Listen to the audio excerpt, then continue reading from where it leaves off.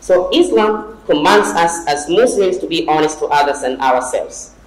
A Muslim is ordered by Allah to be honest in his words and deeds in private and public. Words of Warren Buffett, that honesty is a very expensive gift. One should not expect it from cheap people. Might have been taken from a narration in Sahih Bukhari that says, honesty descended from the heavens and settled in the roots of the hearts of men. Here we talk about faithful believers. And then the Quran was revealed, and the people read the Quran and learned it from it, and also learned from the sayings and traditions. Both the Quran and the traditions strengthened their honesty. As a young, vibrant Muslim university in Tanzania, Muslim community is expected to be an example of honesty and truthfulness in this country. Let's all be Imam Bukharis of Tanzania. It is for this reason that this annual memorial lecture is named after this towering luminary. Wabillahi tawfiq. Assalamu alaikum wa rahmatullahi wa barakatuh.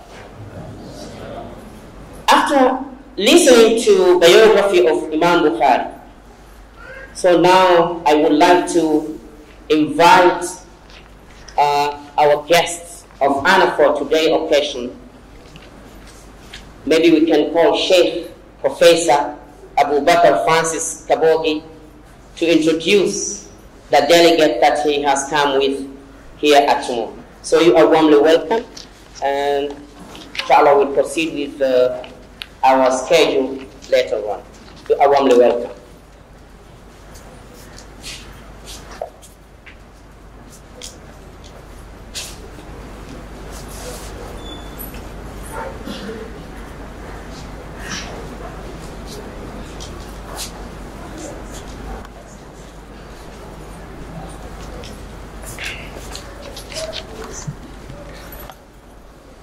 Assalamu alaikum wa rahmatullahi wa barakatuh. Professor Assad, the Deputy Vice Chancellor of Morogoro University, Professor Omeida Mamoun, the leader of our delegates. Happy to see the family of Morogoro Muslim University.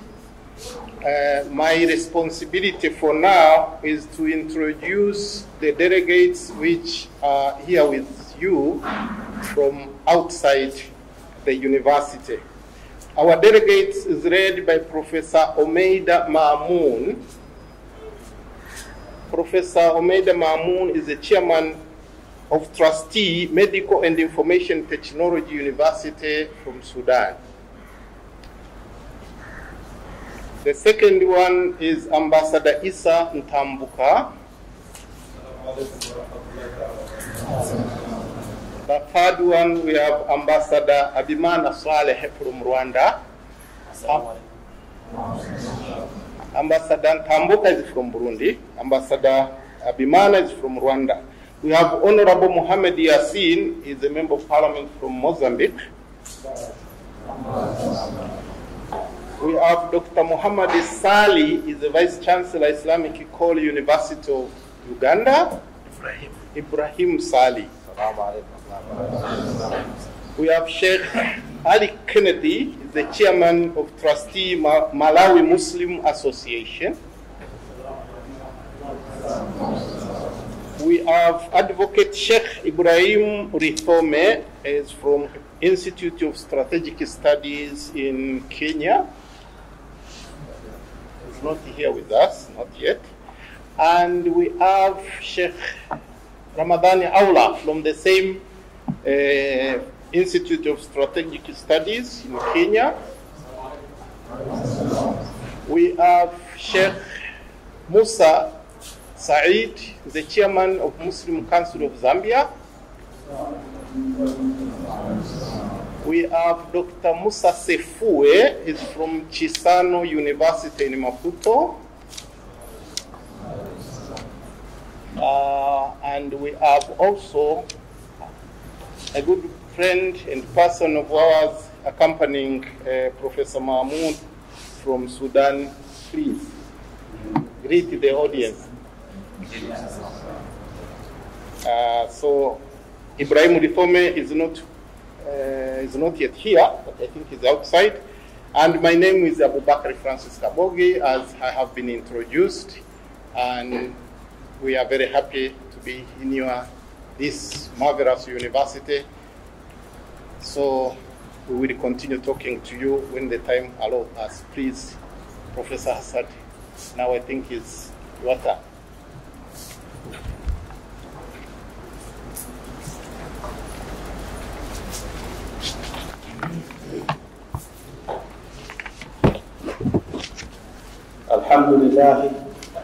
Alhamdulillah Rabbil Alameen, wassalatu wassalamu ala ashraf al-anbiya wa mursaleen, Muhammad bin Abdullah wa ala alihi wa sahbihi ajma'in. Assalamu alaikum wa rahmatullahi wa barakatuh. Brothers and sisters, lost my notes, sitting as an audience this afternoon, I'm delighted to be able to stand here, basically to welcome all of you, but more important, our guests, 12 guests, and the speaker from a number of African countries. You have heard Kenya, Uganda, Rwanda, the Sudan, Mozambique, and Zambia. And usually we don't have these kind of guests in the IMAM BUKHARI Memorial Lecture. So today we must be very, very lucky. And you all know this place was very, very dry for many, many months. But yesterday when they're coming, it started to rain. So alhamdulillah, I told them your arrival has been extremely beautiful to this place, because when you came, rain also came, alhamdulillah. So before us today is Professor Mahmoud Almeida, who is going to be giving us the key presentation of the Imam Bukhari Memorial Lecture. He is a person of immense standing. As you know, he is a religious scholar and an intellectual. He started, established, and ran a major university in the Sudan, and he is also starting a university in other places as well. I'm sure informally he's starting one in Tanzania already. He is a healer. I say he's a healer because he has a medical qualification, and his practice is his profession as well.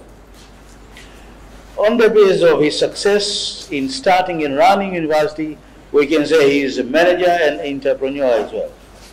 So we have a wealth of experiences, life experiences here, and this life experience is what is important. We don't want only intellectual experience, we want life experience, because that is what gives you practical issues that assist us in running and leading our lives. So I don't want to waste so much time. I want to welcome Professor Mahmoud to give us his immensely anticipated Imam Bukhari Memorial Lecture this afternoon. You're welcome, brother. Anakuja hapa, anasimama pale pale. You can come to the podium if you want. Yeah, where's Kushipo now? Thank you very much for this opportunity to come and meet you all, brothers and sisters. I'm very delighted. I have been in Tanzania for almost on and off for almost 1 year. And as President was saying, that we have an ambitious project to establish a University of Medical Science and Technology in Oniniu in Dar es Salaam. And the project, inshallah, will start the building next week. This is, we consider it a push forward for the Muslims in Tanzania. And this will be for general medical doctors, dentists, dental, laboratory technology, BA, and nursing and biomedical engineering, inshallah. My advice or my suggestions always is to link the Islamic rules and Islamic culture and Islamic doctrine into our daily life. Otherwise, it will be a theoretical religion, and Islam is never a theoretical religion. So if you don't take it to your home, if you don't take it when you are playing, it's not when you are taking, when you are walking, when you are sleeping, then you have to think again, okay, to make it a total Islamic life for you, okay? And I would like to emphasize that Islam is not against science and research. And this is extremely important because enemies of Islam always paint Islam as a cripple for the development of science. And one American, I was talking to him about research. We did some research in the States, and he said, well, you know, look, Mahmoud, I think you are being sealed, like having a ceiling, a low ceiling, because of your religion. I said, this is a wrong concept, because Islam started with Iqra. Iqra. So Iqra is reading, Iqra is listening, Iqra is research, Iqra is thinking, and Iqra is invention. So Allah subhanahu wa ta'ala ordered the first word in Quran is Iqra. So we cannot be sealed, you know, for research. So we should open the whole doors of science and to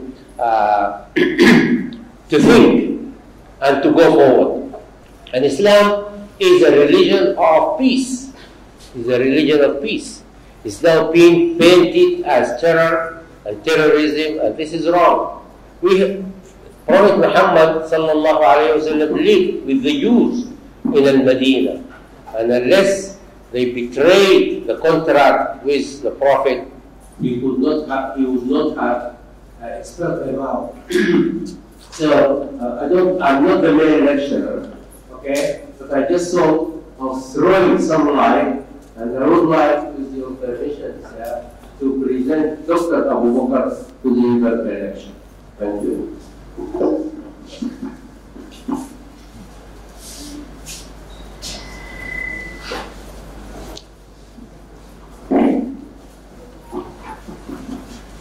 Thank you so much, Professor, for a very good speech. And indeed, we have got so many things which are very important. As we are waiting for our brother in Islam, again, we will add more on that and share with us more things important. Thank you so much. You are one welcome us.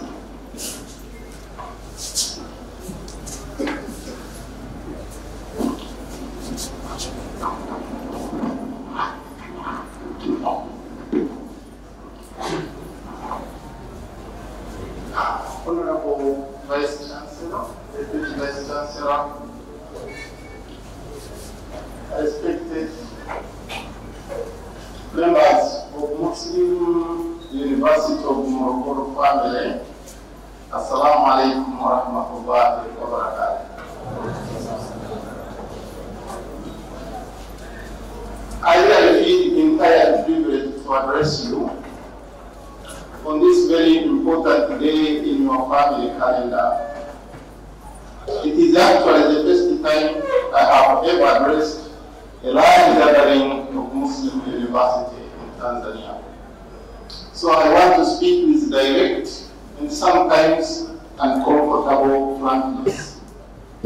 So I appeal to all of you at the outset and ask that you let milk of kindness flow through your vein and treat me with compassion. But before I go to my subject, I have something to say about this wonderful university. In my entire life, I have been trying to define what is Islamic education. At least to have my own working definition. In short, I define Islamic education for myself, of course, as a process of developing and nurturing all potential of a human being to enable him or her to fulfill the duty of being the Khalifa of Allah in this world. And the only purpose of being the Khalifa is to fulfill the only one duty, and that is to worship Allah subhanahu wa ta'ala. وَمَا خَلَقْتُ الْجِنَّ وَالْإِنسَ إِلَّا لِيَعْبُدُونِ. In this respect, a proper Islamic education should accomplish all three dimensions of our life, which are physical, intellectual, and spiritual. And all of these three should be integrated and not separated from one another. As a Muslim, we need to be physically fit all of the time. I was very happy when I see your facilities here of peak, and I'm told that is the best in all of the universities in Morogoro, and that is to deal with physical education. But Allah subhanahu wa ta'ala also mentioned in the Holy Quran that we should really always be physically fit. Until the end of the ayah, it's talk about the fitness of the Muslims. Alayhi salatu wasalam also emphasized on that when he said that the earth mind comes from earth body. This is as to do with physical fitness. As for intellectual, of course I can't talk much because as Professor said, Quran is all about science. And the principle of science is about questioning things, analyzing. And this is really what is wonderful we have seen here. So, intellectual education is a key. If you are really want to understand the science of the world, just read the Quran. And when you read the Quran, you find a lot of question marks. Allah subhanahu wa ta'ala is asking, until the end of the ayah. It's not asking you just to wonder and see how the camel is so wonderful. No. You have to go deep, because the camel is not the biggest. I think the elephant is bigger. That's why Allah says, camel. Why don't you see how we have created it? I mean, it is questioning. When you are looking for answer, that is science. That is what you do. But the most important of all, of course, is spiritual education. And when we talk about spiritual education, we are talking about educating our heart. Allah subhanahu wa ta'ala said,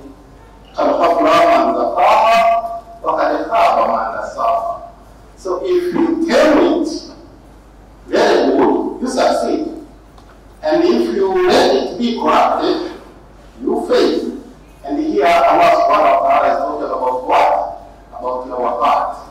So that means if you succeed in physical education and succeed in intellectual education and fail in spiritual education, you get lost.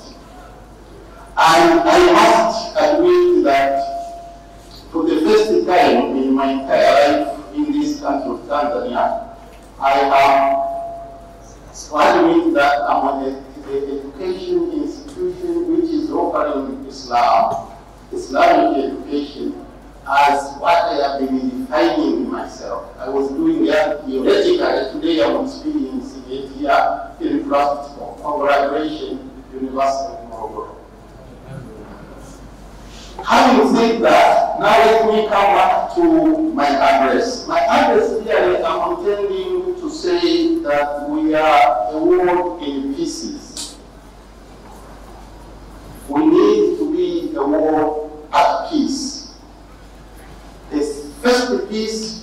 of, what is pieces in Swahili? Vipande. The second piece is amani. So we are all now in vipande. So we need to be a world at peace, at amani. This is not my word. This word was said by United Nations Secretary General Antonio Guterres before the United Nations General Assembly, September 2017. The Secretary General writes, "We are a world in pieces," refer to the disturbing catalog of the threat to peace. We are told 767 to 800 million people live below $2 US. That is around 4,000 Tanzania shillings around the world. And virtually all states are behind in their commitment to Paris Agreement on climate change. Importantly, the Secretary General's statement lined up for the broader challenge of establishing peace. These challenges we are facing today might only be solved by following the religion of Islam. Nothing else can solve this problem we are facing today. In Islam, a simple and fundamental humanitarian rule is to judge and treat others as if they are equally worthy to ourselves. In the word of great tradition of Prophet Muhammad ﷺ, he says, "None of you believes until he loves for his brother what he loves for himself. What you do not like done unto you, do it not to others." Love for your brother or fellow human being, that is what it means. What you love for yourself. That is the sign of Iman and good humanitarian character. Despite the above statement of our holy prophet, is a fact. But what we are giving is there can be no solution except by following Islam. So for us, we are responding that the world in pieces, it can only be corrected and become world at peace by following Islam. That is what is our statement.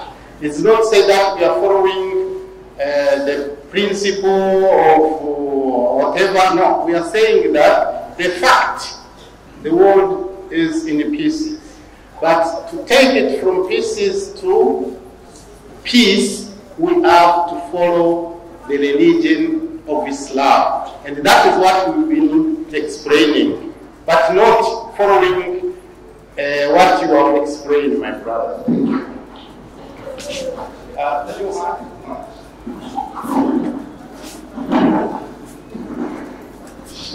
As coming in as his assistant to respond to that very wonderful question, although it almost turned into another lecture.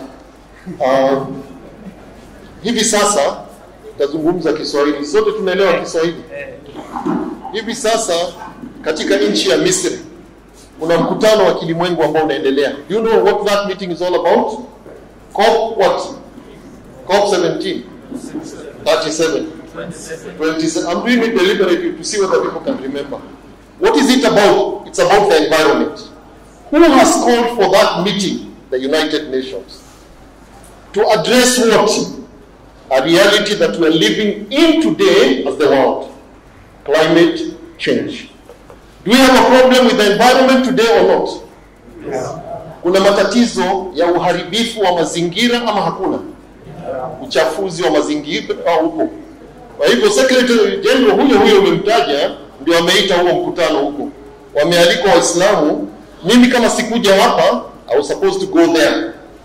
You know, to do what? Not to give a solution from their perspective, but to give a solution from our perspective.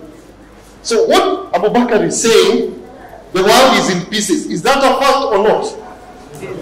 The world is at war. I'm a Syrian. Do we have a solution as Muslims? Hello, can you answer me? Do we have a solution as Muslims or no? Where is the solution? In the Quran and Sunnah, okay? Are we going to use their solution? No, we are using our solution. Like when it comes to the environment, I tell them, there is no other faith, and I want to challenge anybody from any other faith, with solutions to the environment like we have in Islam. Do you agree with me? Yes. Rasul sallallahu alayhi wa sallam says, if you plant a tree, or any plant, an animal will eat out of it, or a human being, or somebody will sit under the tree, it is sadaqah for you. Is that not preservation of the environment? Imatatul adab and tariq. Is that not environment? Do not put waste. Do not defecate. Do not go and help yourself, relieve yourself near water, under the shade, or where people are passing. Is that not the environment? Are those Islamic solutions or Buddhist solutions? Islamic solutions. So please get us right. We are saying the world has this problem. We have this solution from Islam. We have to solve it according to our religion. You talked about people dealing with people of other faiths. Is there a problem? And I want to challenge the scholars sitting here. Is there a problem, Professor, in dealing with people who are not Muslims and sitting down with them? Is there a problem? There is no problem. But how are we going to sit down with them? هل يجوز لنا أن نتعامل مع غير المسلمين؟ نعم. ولكن هل هناك حدود؟ نعم. كما تفضلت، لكم دينكم ولي دين. بدون تفريط ولا إفراط نتعامل معه. هل تعامل الرسول صلى الله عليه وسلم في حياته وهو قدوتنا مع غير المسلمين؟ نعم. تعالوا. الرسول anafanya hijra from Mecca to Medina. Aliwakuta Waislamu peke yao pale. So walikuwa ni wachache sana, ama sivyo? Yahudi, mushrikun na wengine wako pale. Qur'ani inamwambia ud'u ila sabili rabbika bil hikmati wal mau'izati al hasana wajadilhum billati hiya ahsan. Qur'ani inamwambia la ikraha fid din. Qur'ani inamwambia la yanhaakum Allahu anil ladina lam yuqatilukum fid din. ماذا فعل الرسول صلى الله عليه وسلم؟ وثيقة مدينة. نفس you're talking about وثيقة مكة. وثيقة مدينة. هل تنازل الرسول صلى الله عليه وسلم عن مبادئ الإسلام؟ لم يتنازل. Je, Mtume sallallahu alayhi wasallam aliachilia baadhi ya maadili ya Kiislamu? Hakuachilia. Kwa hivyo hii fikra ya kusema hatuwezi kudeal na watu ambao si Waislamu, sijui inatoka wapi. Nikiangalia sera ya Mtume sallallahu alayhi wasallam, ana muamala na fi khilal hadhihi muamala amewavutia wengi kuingia katika Uislamu. Lakini tujue mipaka yetu. Je, ina maana kama ni watoto wetu wa kike wavue hijabu ndio waweze kudili na wasio kwa Uislamu? La. Ina maana sisi tuache maadili yetu ya Kiislamu ndio tudili na wengine? La. Na hapa ndio tunakosea. Na hasa mimi, I belong to the old generation, you are the young generation. Hapa ndio maadui wa Uislamu wamepata mahala pa kupenyea. Sasa hamasa peke yake haitatusaidia. Hamasa na tutumieni akili zetu. Rasul sallallahu alayhi wasallam, amani aliyoipreach ni kuwa mtu madamu hana shida na sisi, hatuna shida na yeye. Lakini wakisimama wakiwa na shida na sisi, tutapigana. Ndio sababu ghazawatu zilikuwako. Hiyo ndio usalama wa Kiislamu. Na ulisema wataka kutoka kwa Qur'ani na Sunna. Aya zimejaa nyingi, hadithi ni nyingi. Wa ibadur rahman alladhina yamshuna ala al-ardi hawnan wa idha khatabahumul jahiluna qalu salama. Hawa, huu ndio Uislamu. Na Uislamu pia ni nini? Hakuna revenge, kulipiza kisasi. Rasul sallallahu alayhi wasallam turida min Makkah, amelazimishwa kuhama Makkah. Baada ya miaka 8-9 amerudi fathu Makkah, ana nguvu sasa. Wallahi ingekuwa ni mimi, ningewaambia sasa mtajua hamjui, si nimerudi, si mlinifukuza, mtaniona sasa nimerudi hapa. Ndio siku ya kuafyeka vichwa, ama sivyo? Lakini look at Islamic peace. Madha tarawna anni fa'ilun bikum. Kama unataka peace ya Kiislamu ni hiyo. Inna al-qudra la tantaqim. Hakadha fa'ala Rasul sallallahu alayhi wasallam, lam yantaqim. Mpaka wanamwambia karimu ibn karim. Kabla ya hapo sahirun au majnun, ama sivyo? Karimun ibn, sasa ndio mmejua karimu, na kweli ni karimu fi'lan.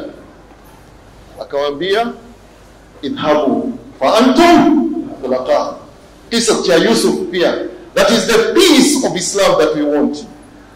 Biduni tanazul la natanazal, wa biduni tafrit wala ifrat. Tusipite mipaka. Huo ndio Uislamu. Ushajibika? Umekinaika moyo wako ama bado? Haya basi, sawa sana. Na mimi labda nikinaisha. Mimi jina langu Hema Nasali, mimi natoka Rwanda. Rwanda nchi ambayo kulikuwa genocide.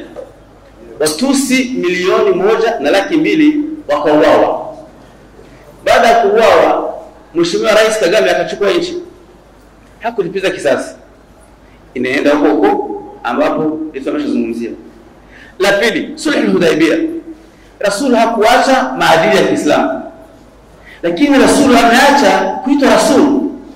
Maswahaba kaumia, ametanazal kwa rutuba yake. Sasa hivi inawezekana? Haiwezekani. Rais yote yule kutanazal. Sasa watu kuheshimiana katika ibada zao na swala na jirani. Walipokuwa msikitini kwa Rasul, wakaamua kufanya ibada hapo patukufu. Wamefanya kufanya. Mara walipokuja msikitini, akakojoa msikitini, maswahaba kumvamia. Rasul anasema nini? Mwachana kukojoa wewe. Kwa sababu Rasul ni mganga, mkibana mkojo ni figo ni kitu gani hicho jamani? Figo itavima na kusuka. Sasa jamani, vijana wangu sana, mimi ni mzee. Vijana wangu, acheni hamasa. Hizi hamasa ndizo zinawafanya watu watushike wanavyotaka. Kwa sababu tukitumia ujasiri na dini yetu kama alivyosema Abubakar, msikia vibaya, kama alivyosema Abubakar, tukichukua dini yetu ndio tuongoze katika mapambano yetu, hakuna atakayekufa tukimshika ataletwa afundisha watoto wetu kusoma na kuandika, si ni kwa katika mateka wa dini. Hata wamushi wakija kwetu tuwaweke kwa amani mpaka tuwafikishe maamana, ndio rudie. Hamasa katika dini haifanyi. Nije hapa sasa, tukitaka kuita wao na sisi, kama alizungumza mtoto wangu kwa umri wake ndio mtoto wangu tu, mimi miaka 61 na nadhani ni kama miaka 40 kwa mtoto wangu. Hii 30 mtoto wangu sasa, mtoto kabisa. Jamani, hii ya wao na sisi. Gregory Stanton, Myahudi wa Marekani, alipotaja vitu ambavyo vinafanya watu waelekee kuuawa kwa ujumla, alizungumzia toka vitatu katika vitu vinane, toka vitatu peke yake. Watu kuisha kuitwa sababu za matatizo ya ulimwenguni. Wakishaona kwa watu wameshakuwa matatizo, nitakuwa na watu kimoja katika hivi vitatu na kuja kutu Rwanda. Watu wakisha kuitwa kuwa wana shida, ndio sababu za shida, according to Gregory Stanton, Myahudi wa Marekani. Vitu 8 ambavyo vinaandaa watu kuuawa kwa ujumla. Mauaji ya kimbari, genocide, kutaka itendeke katika hilo na vitatu. Watu kuisha kuitwa kuwa ndio sababu ya matatizo.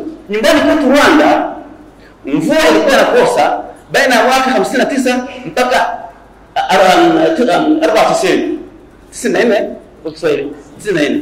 1959 to 1994 mvua ilikuwa kikosa, wanasema ni sababu za Watusi ndio inasababisha mvua ikose. Watu wakisha kuwa ndio sababu za matatizo wanaendelea kuuawa. Sasa hivi ulimwengu mzima ukisema Allahu Akbar, manaswala wanakimbia. Wanakimbia nini? Kifo. Hamkuona TikTok iliyozunguka ulimwengu mzima? Trump anazungumza, sio sema Allahu Akbar atakifia. Sasa ina maana tumeshaandaliwa kuwa sisi ni source ya matatizo. La pili, watu wakishapewa identity kimavazi, wanavyotembea, yani wakipewa identity fulani, wanaitwa kuwa hao watu wameshaandaliwa kufanyiwa mauaji ya kimbari. Watusi nyumbani kwetu Rwanda walinyang'anywa kila kitu. Traditional kanyang'anywa, walikuwa wanavaa kaki, nguo za kaki. Alafu watolewa kila mahala, wanaelekezwa Bugesera. Sasa hivi Waislamu mmoja tavaa suti, mtavaa kanzu, mtavaa, lakini kwa ujumla Muislamu mzuri atakuwa ndio zake mashallah zinafika hapa. Zangu haziwezi kukua, maana zangu ni tubaka tukua hapa. Na zangu ndio hizi atakwa hapa. Lakini kwa ujumla sura ambayo atakuonesha atakuwa mashallah kidogo kizuri kama cha mzee wangu, sio mzee wangu, kaka yangu huyu. Apandisha swali mpaka juu. Idadi tumeshapewa. Alafu sasa katika kufanya mauaji ya kimbari, la tatu ambalo lazima vilizo hapa. Watu wanaumizwa kielimu. Hawapewi fursa ya kujifunza. Watusi walitoka kila mahala, wakapelekwa mahala ambapo hakuna masomo, wasisome kabisa. Sasa Waislamu wa Rwanda tulifua katika amareshi, katika nyumba chache hivi. Ndio hali hiyo Bujumbura. Ndio hali hiyo kwa hapa Tanzania. Pamoja na kuwa ni Waislamu wengi na mashallah rasi Muislamu, lakini Waislamu wanakuta katika mazingira fulani. Acha toa kweli. Toa kweli ni mheshimiwa.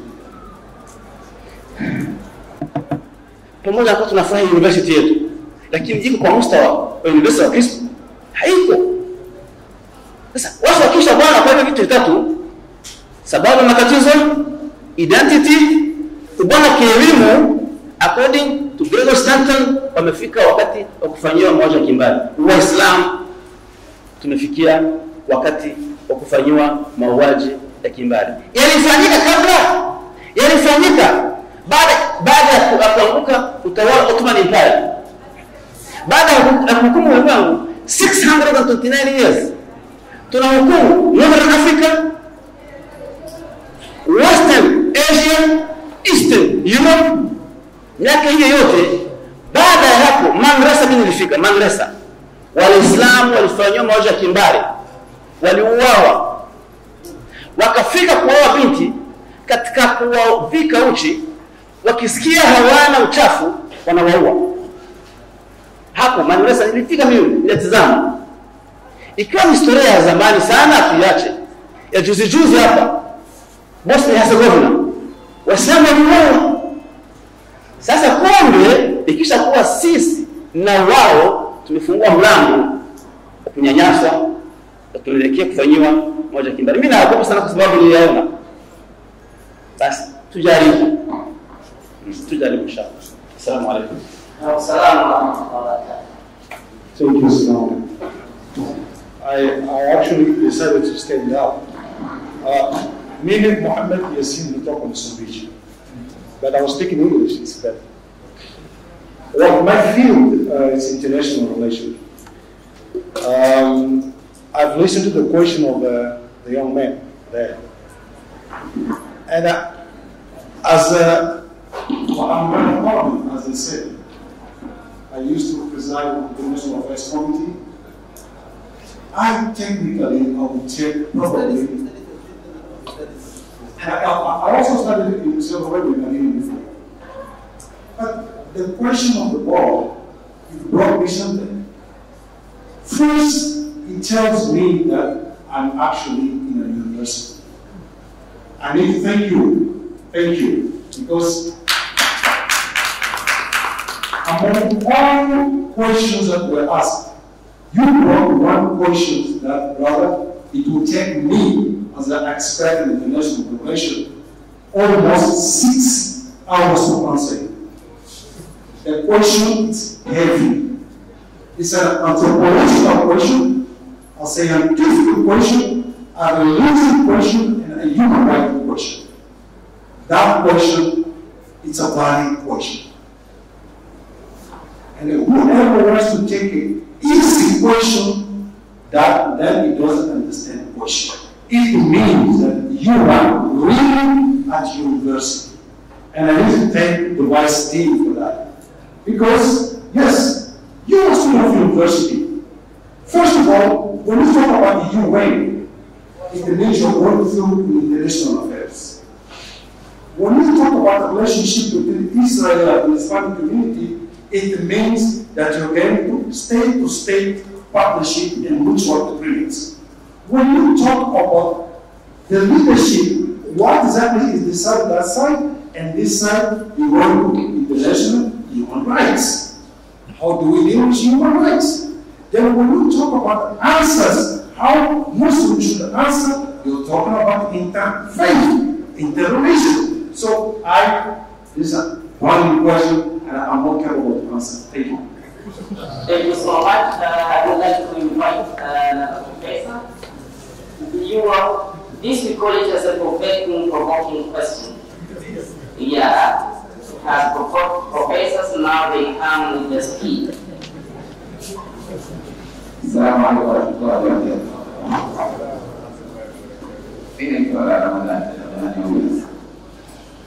I'm a very extension from here. Mimi nimezaliwa Mombasa. Watu ambao wanajua history wanajua Mombasa ni wapi na wanasiasa wageni wa Tanzania. Kwa hiyo mimi Tanzania by extension.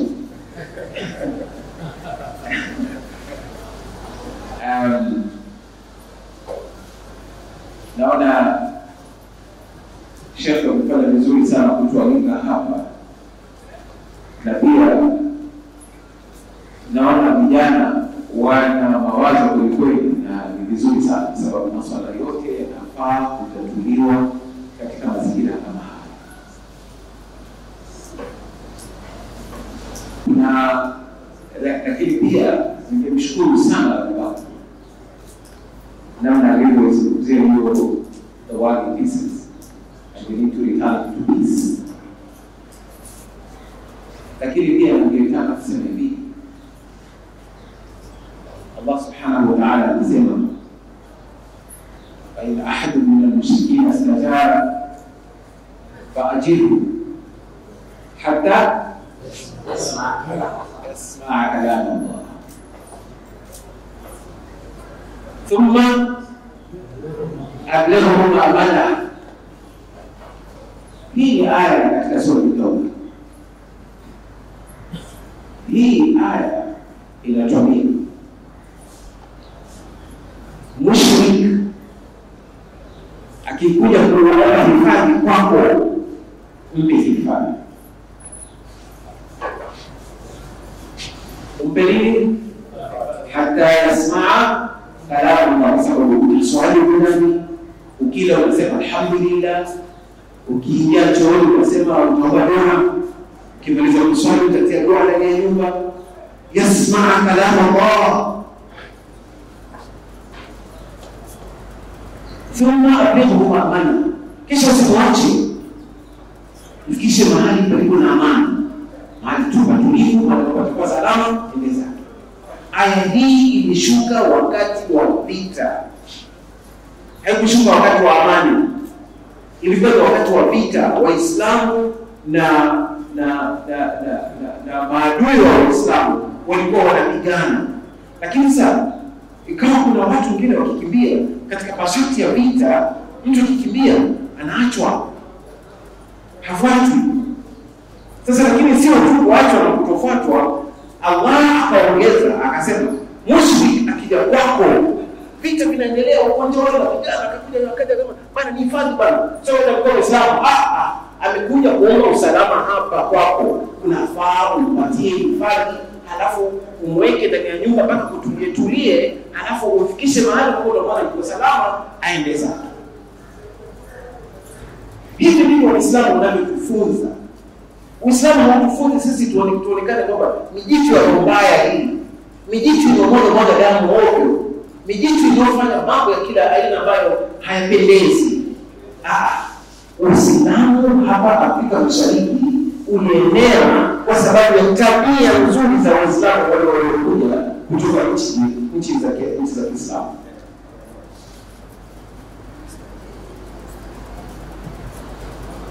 Siku moja Bwana Mtume sallallahu alaihi wasallam amekaa ndani ya msikiti wake, ghafla akatokezewa na batwari makasisi 60. Rasulullah sallallahu alaihi wasallam anawauliza, "Mnatoka wapi?" Sasa tunatoka Yemen. Mnatoka Yemen. Wakati huo Yemen ndio ilikuwa seat ya Christianity in the whole of Middle East. Hapo ndio ilikuwa headquarters ya Wakristo. 60 wamekuja. Wanataka nini? Sisi tumekuja baada tuje tukuja nyinyi wewe. Tunataka tusikie hoja zako. Wewe unadai wewe ni mtume wa Allah. Sisi tunajua mtume anakuja, lakini hatukufikiria kama tutoka kwa nyinyi mabedui. Akasema basi vizuri, karibu. Akawakaribisha 60. Aliwakaribisha wapi? Narudia tena. Aliwakaribisha msikitini kwake, Masjid Nabawi. Masjid Nabawi sallallahu alaihi wasallam. Wakaingia ndani 60 leo. Wakaingia ndani ya msikiti. Basi wakakaa, wakamuuliza, imekuwaje wewe kwanza kudai mtume? Yesu sallallahu alaihi wasallam akaeleza, Jibril alijia akaniambia Iqra, na unajua yanaambiwa waambie watu mambo mazuri, watu waache kuabudu wanawake, wasiziki watoto. Akaeleza. Wakauliza maswali, wakajadiliana mchana kutwa. Hawakumaliza. Wale mabaya walipofika jioni wakasema, sisi kwa kawaida desturi yetu ikifika jioni tunafanya misa. Sasa turuhusu twende pale nje tukafanya misa yetu, tukimaliza alafu turudi. Rasulullah sallallahu alaihi wasallam, katika misa mnafanya nini? Sasa tunaenda kuomba huko. Na basi hii ni nyumba ya Allah. Hii ndio nyumba ya Mwenyezi Mungu. Wao wakaomba huko. Ombeni hapa. Wakaomba ndani ya msikiti wa Mtume sallallahu alaihi wasallam. Samahat al-Islam. Wakaendelea siku ya pili, wakaendelea mpaka siku ya tatu, hawakubaliana. They agreed to disagree. Walipokubaliana kwamba hawatakubaliana, Mtume sallallahu alaihi wasallam akasema, hamtakwenda hivi. Nyinyi ni watu wetu, kitu tutakachofanya tutaandika mithaq hapa. Kukaandikwa mithaq. Mtume sallallahu alaihi wasallam katika mithaq akasema ahli Najran minni, watu wa Najran ni katika mimi, atakayewadhulumu mimi nitapambana nao. Hiyo ni moja. Ya pili akasema watu wa Najran warudi wakae na dini yao. Hapo ni pale takudini ni nini mkatae kwa ibada zenu huko. Sababu sasa tuna watu hatuna shida na nyinyi. Lakini ukitokea matatizo katika nchi zetu, tutakuja kuomba msaada kwenu. Tutahitaji wanaitaje farasi 30. Tutahitaji na mapanga na nguo za kujihami, tutakuja kuomba kwenu, tutakuja kukodisha kwenu. Sio kwenda kuchukua, watakwenda kukodisha, na ikipotea saa ya kurudisha kama hiko italipwa. Halafu hamna lazima ya kushiriki katika vita vyetu kama hamtaki.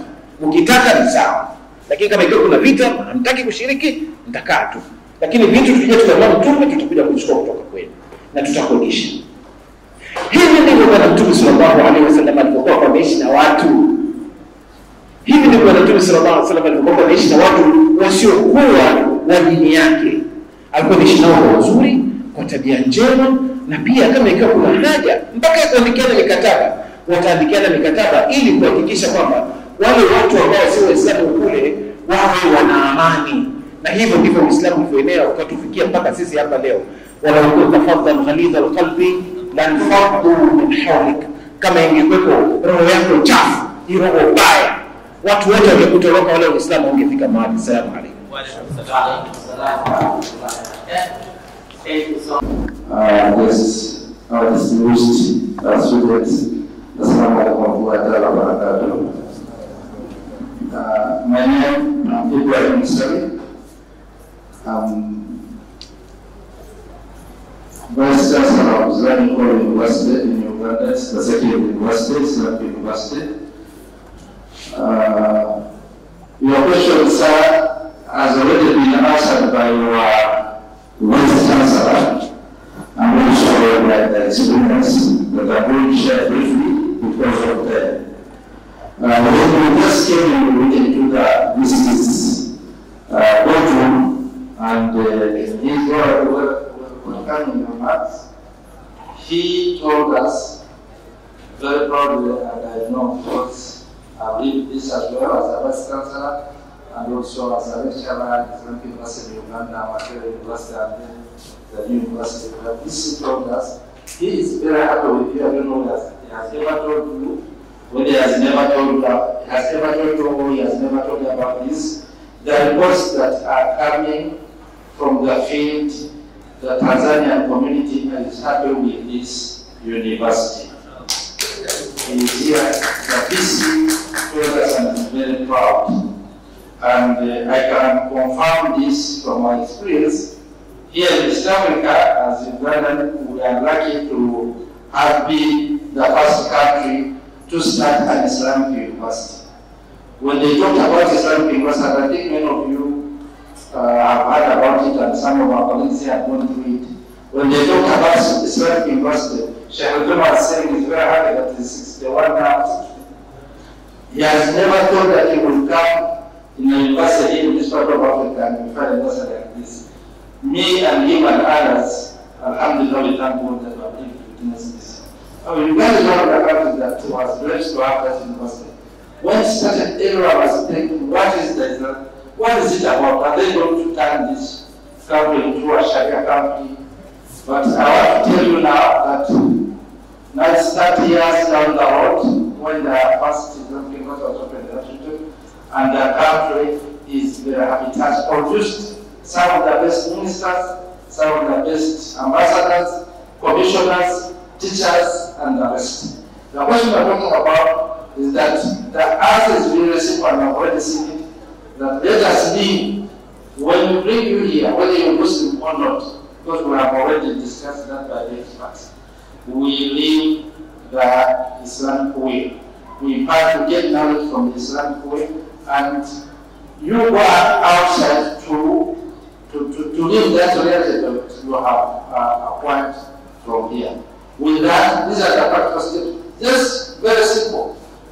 Come here, learn how we live. If you are not part of us, or whether you are part of us already, go ahead and practice what you learn here and what you have acquired in terms of culture and behavior. And that exactly happened. This part of the world, people became Muslims because of the dawah by practice.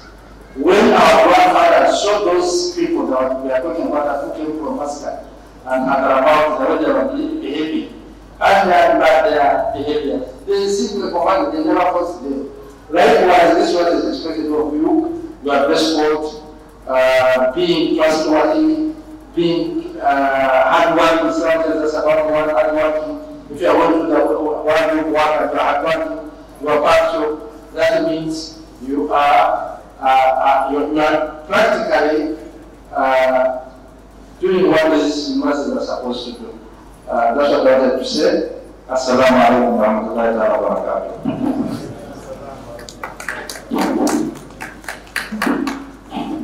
Thank you so much. Really, it was interesting and wonderful presentations. Now Professor Asad wants to add something important. You know, the question was very provoking one. So Professor, please. Assalamu alaikum wa rahmatullahi wa barakatuh. I never get provoked. It is not the provoking that stood me up for something else. Dr. Basi wanted practical steps. And alhamdulillah, I'm here 2.5 years. I think I have sufficient experience to be able to respond to that question because we've done some of these things.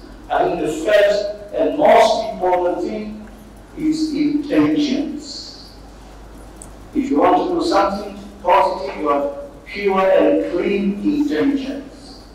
So if intentions are pure and clean, Allah will make things easy for you. So that is number one. Number one for management, number one for academic staff, number one for administrative staff, and number one for students as well. All of us must have pure and clean intentions in the running of our academic institutions. Not only university, all academic institutions. That is number one. Number two, pay attention to the community. Pay attention to the community. Whatever you do, it must have positive impact to the community. Therefore, our graduates must be able to be very good and very good examples to our community as well. They teach themselves and each other very well, they are respectful, and they work very, very hard. That is positive impact. But another thing of positive impact for the community is the level of trust. You must be trustworthy. If you give resources, use the resources very well in the interest of the university, but also in the interest of the community. It cannot be you want the money for yourself only. So things to do with you, you push, and things to do with others, you don't push. That is divisive, that you can't work in an academic institution like that. So very, very important to pay attention to the community. And dawah is part of community work as well. Not only dawah, everything we know, if you are able to give to the community, we should give to the community. Which is why I said, look, we have people who can speak Arabic here. In the community, people need to learn Arabic. Why don't we have programs to teach Arabic to the local community as well? As a speaking language, we should do that, and that is part and parcel of engagement with the community. Number three, work hard. Work very, very hard to the best of your ability. And this is the sunnah. Work very, very hard to the best of your ability every single day. Every Saturday and Sundays. Every Saturdays and Sundays. We tend to think our Sunday is not a work day. It is a work day. It's part and parcel of your life. As time passes, your life elapses, and you're much closer to the grave. Other things we do. So every minute you have, use it very, very wisely. Some of the people were asking Alabama, they had 40 books. And how old was he? In his 40s when he died. Alabama died in his 40s. He has more than 40 books. How can you write? He didn't start writing after his birth. He started writing maybe 18, 20. So within the space of 20 years, he wrote 40 books. Every year, 2 books. How do you do that? You are here, academics, 1 year, a single paper you cannot write. This guy wrote 2 books in a year. How? Went very, very hard. Spend your time wisely. So that is very important. If you are in an academic institution, you must work very, very hard. And of course, lastly, mobilize, mobilize, and mobilize. Mobilize, mobilize, and as the brother said, we have resources.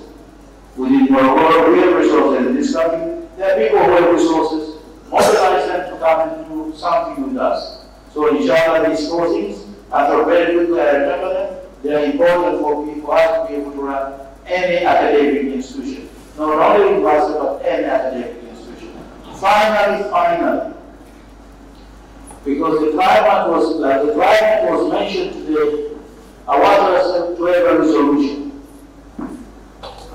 When we were working with our brothers, I told them, look, we have the mango trees here. The mango trees were planted about 6, 7 years ago. Now with fruits. Of course, students pick them before they even become ripe. But we have fruits. So if we have 10,000 trees here, it would have been much, much better. So brothers and sisters, what I want you to do is leave this place with the intention of raising funds for 5 seedlings. So 5 seedlings. Seedlings for Elbe, Fenesi, I don't know if you know this. Mango is Elbe. Fenesi, what is Fenesi? Jackfruit, huh? You want jackfruits, you want embe, you want chungwa. Avocado grows in the mountains, but we can plant avocados here. Avocado grow here. Avocado, ndimu, lime trees, all types of trees. Each of you should be mobilized for 5 seedlings. And 5 seedlings, 10,000 shillings. So I'm going to come back to you, 10,000 shillings for 5 seedlings. If you can negotiate, you can get a seedling at 1,500. I know somebody who can sell you 1,500 seedlings. I'm going to bring 5 inshallah next week. So let's give each other timelines. In maybe 2 weeks time, perhaps all of us will bring 5 seedlings, then we can change this place. These brothers come back in 2 years time, they'll find the whole institution is full of trees, inshallah, and that will be very, very positive from this Imam Memorial Lecture, inshallah. Assalamu alaikum wa rahmatullahi wa barakatuh. Thank you, Professor Asad. Now it's the time for Professor Njosi. Please, this is a vote of thanks from DVC Academic. After that, Sheikh Bilal, please. You are going to be the next one and to be the last. Thank you. أعوذ بالله السميع العليم من الشيطان الرجيم بسم الله الرحمن الرحيم الحمد لله رب العالمين والصلاة والسلام على رسول الله صلى الله عليه وسلم السلام عليكم ورحمة الله وبركاته. I hope you will all agree with me that this year, 2022, will go down in the history of this university as marking a very unique Imam Bukhari Annual Memorial Lecture.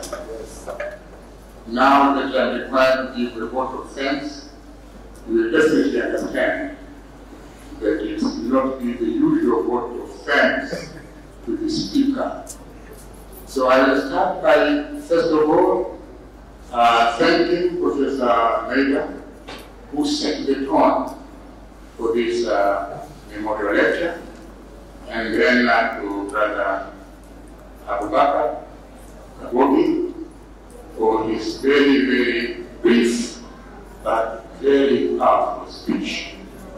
Now I want to make a commitment here that we shall make available his speech, as given to me, and we shall make it available to all of you to read it, reflect on it, and to act on it. Because it is one of the solutions to the problems of the world. Instead of focusing on demanding rights, the focus now shifts to taking responsibility and fulfilling the responsibility. In this way, all problems are solved immediately. Instead of demanding, you are now saving others in the form of responsibility. Thank you so much, Welcome. And now the address has generated a lot of interest, and I'm very happy to note and to thank all the speakers who came forward to contribute to this address. I was particularly moved by the speech from my brother Kenya, who spoke with a lot of passion, although displaying this passion, but he talked with a lot of passion himself. Really very, very good. And all our brothers. And as you know, this time we have speakers and we have guests from Sudan. And Professor Breda, we have a lot of staff here, a good number of staff who studied in Sudan and who are working with us here. And they are doing fine. They are doing fine. Yeah, they are doing fine. And of course, we have another staff. Now, he didn't study in Sudan. He's actually coming from Sudan. And he's teaching here economics. We are very, very grateful.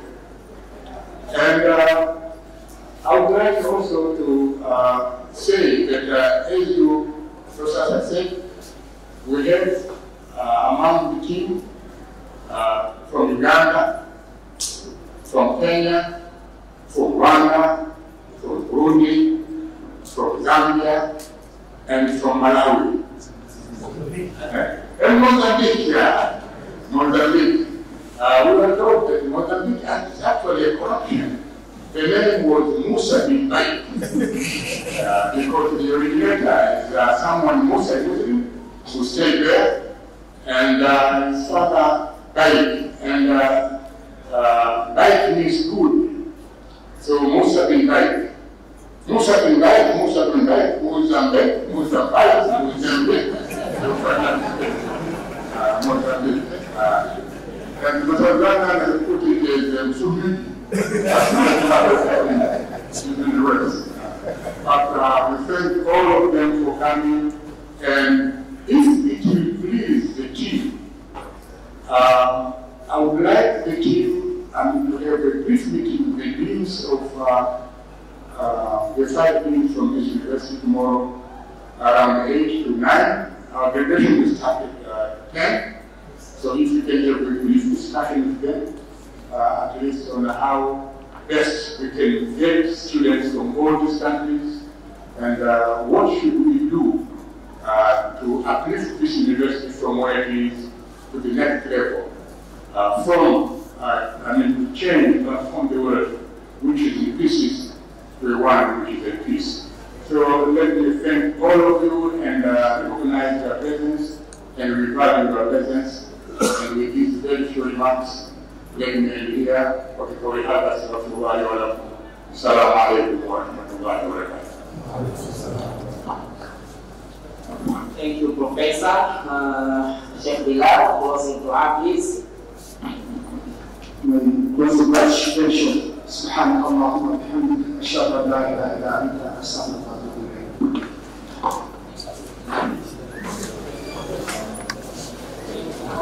إليك. Thank you to staff, students, some members from different parts of the classmates.